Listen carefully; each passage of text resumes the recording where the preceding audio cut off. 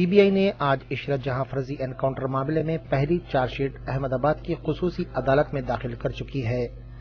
अहमदाबाद की खुसूसी CBI court ने पहले ही सीबीआई से कह दिया था कि 4 जुलाई के अंदर चार्जशीट दाखिल कर दे। फर्जी एनकाउंटर का शिकार हुई इशरत जहां के इंसाफ की लड़ाई लड़ रहे अफराद खानदान के लिए आज का दिन बहुत अहम है। 9 साल के तवील इंतजार के बाद आज वो घड़ी आई है जब इंसाफ की आस जगी है और आज कानून के दर पर पहली मंजिल तय होने वाली है।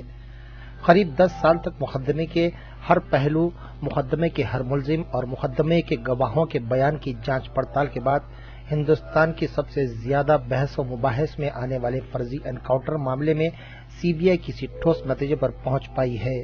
आज का दिन उनके लिए भी बहुत अहम है जिनके दामन पर इस फर्जी एनकाउंटर के खून के छींटे हैं और उनके लिए भी जो पिछले 9 साल से इंसाफ की आस लगाए बैठे हैं। सीबीआई अपनी पहली चार्जशीट में गुजरात के चीफ मिनिस्टर नरेंद्र मोदी और साबिका वजीर दाखिला अमित शाह के अलावा हुकूमत की दखल अंदाजी के बाद आईबी ओहदेदार राजेंद्र कुमार का नाम इस चार्जशीट में शामिल नहीं कर रही है।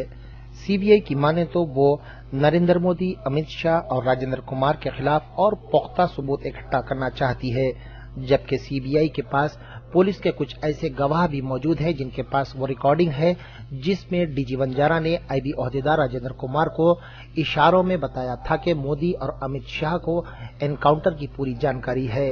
इस बात से ये अंदाजा होता है कि आने वाले दिनों में मोदी की मुश्किलें बढ़ सकती हैं।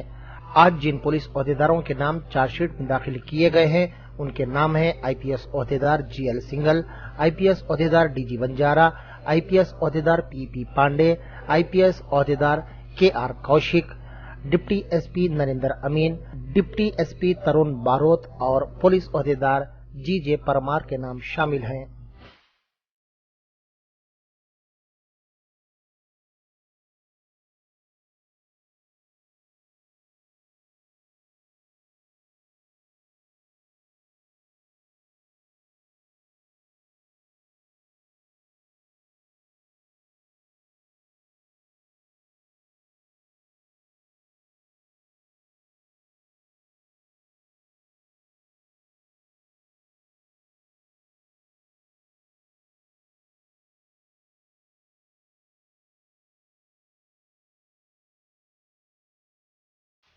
It has been upheld by the SP Tamang report in 2009.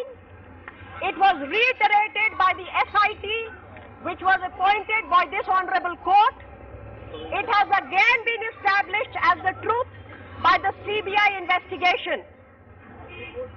Ishrat Jahan was an innocent, college-going Muslim girl and Shamima's daughter. No certificate from any organization is required to establish her truth, her innocence, and the fact that it was a cold-blooded killing. Regardless of attempts made by TV channels, by other media, we know for a fact what the truth is. And Shamima is here with her statement. Shamima, बोल दीजिए थोड़ा नीचे। हाँ, हिंदी में आप हिंदी में बोलिए, कोई बात नहीं, जो भी बताना है जो भी आप बताना प्लीज बताइए। बोल दीजिए। मैं ये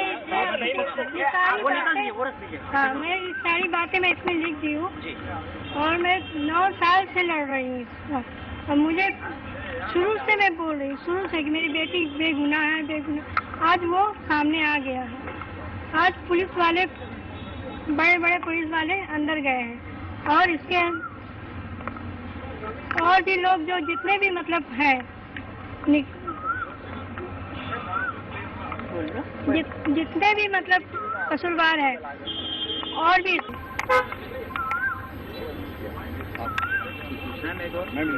मैं हिंदी में बोल दूं?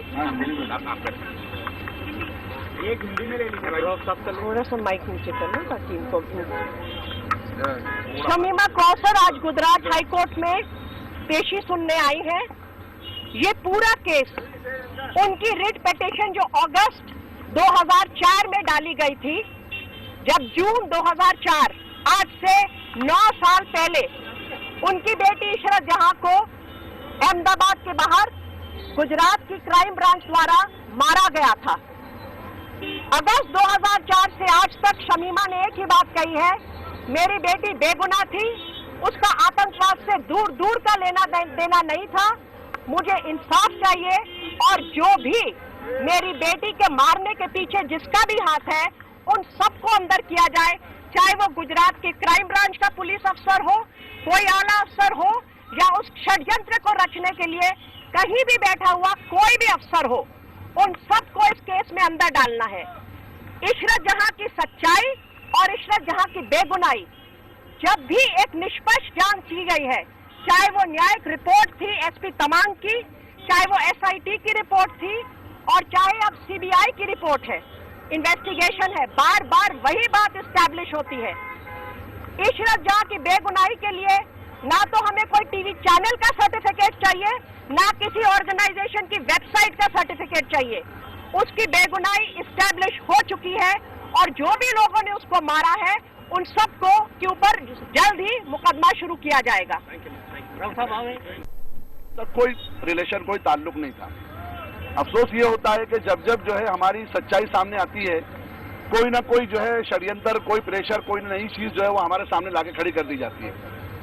मजिस्ट्रेट तमांग साहब की रिपोर्ट आती है, उसमें सिद्ध हो जाता है कि इशरत का कोई आतंकवादी संगठन से कोई ताल्लुक नहीं था, वो निर्दोष थी, उसे बेगुनाह मारा गया है, उसका मर्डर किया गया है। आपको पता है कि उसके फौरन बाद जो है स्टेट की तरफ से जो है वो उसमें रुकावटें डाली जाती है। उसके बाद आर वर्मा साहब के नेतृत्व में एक मतलब एसआईटी गठन होती है, वो एसआईटी इन्वेस्टिगेट करती है, वहां बाधाएं डाली जाती है, रोका जाता है। हम लोगों को मतलब जो है कैसे पीछे ढकेला जाए, इसके लिए अलग अलग जो है षड्यंत्र रचे जाते हैं, डराया जाता है हमको। हमारे सामने से गुजरते हुए इसी कोर्ट के अंदर सिंगल साहब जो है हमको गालियां देते थे इसी कोर्ट के अंदर, ताकि हम मतलब जो है डर के यहाँ से चले जाए। लेकिन हमको देश की न्याय प्रणाली पर पूरा विश्वास था। हमने एक लड़ाई जो शुरू की थी वो सिर्फ और सिर्फ न्याय की लड़ाई थी, अन्याय के खिलाफ। हमारी कोई लड़ाई किसी धर्म और जाति की लड़ाई नहीं थी। हम एक मासूम बेगुनाह लड़की जिसे मार दिया गया था, हम उसके लिए इंसाफ मांग रहे थे। एसआईटी की रिपोर्ट से सिद्ध हो गया कि इशरत जो है बेगुनाह थी, बेकसूर थी, उसे मारा गया। अभी कोर्ट ने जो है सीबीआई को टाइम दिया है कि वो अपनी चार्जशीट फाइल करे। एक नई चीज आपको पता है, 14 तारीख को जो है 14 जून को यहाँ कोर्ट में, हाई कोर्ट में, अहमदाबाद के हाई कोर्ट के अंदर डेट होती है और 13 जून को जो है एक नया जो है तो फिर से वो सामने जो एक चीज ला दी जाती है कि फिर से हेडली ने कहा है और फिर से पता चलता है कि कोई लश्कर की किसी आतंकवादी ने जो है कुछ कोई मुजम्मिल है, इसने कुछ कह दिया। सारी चीजें जो है वो चीजें जो है हम समझते हैं कि सिर्फ और सिर्फ कोर्ट के निर्णय को प्रभावित करने के लिए एक दिन पहले लाई जाती है। और आपको पता है कि कोर्ट ने जो है उसे मानने से और उस सीडी को कबूल करने से इनकार कर दिया। जैसे कि हमारे वकील ने बताया कि हम इस बात की कोशिश कर रहे हैं कि हम उनको लीगल नोटिस भेजें और मानहानि का दावा शमीम अभी की तरफ से उनसे करें। देखिए, हम जो जिस विश्वास पर कायम थे वो धीरे धीरे देश के सामने आ रहा है और ये साबित होता जा रहा है कि एक मासूम लड़की को आतंकवादी बोलकर मार दिया गया।